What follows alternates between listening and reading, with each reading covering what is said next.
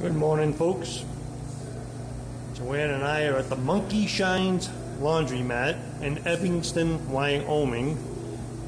And this has got to be the cleanest and nicest laundromat that we've been in so far.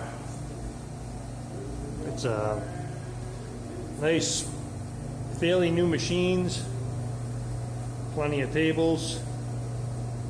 Say hi, Joe.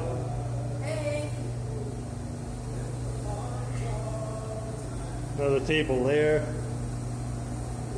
Whole bunch of nice dryers. More machines. You got your soaps and softeners. Another table. Change machine.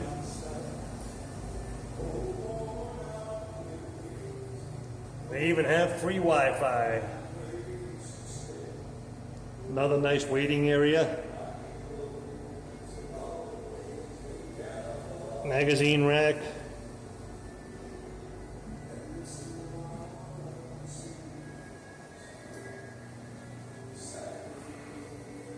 Nice clean bathroom there.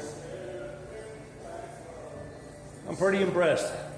This is the Monkey Shines Laundromat in Evanston, Wyoming. Thanks for watching, folks. Have a great day. God bless you all.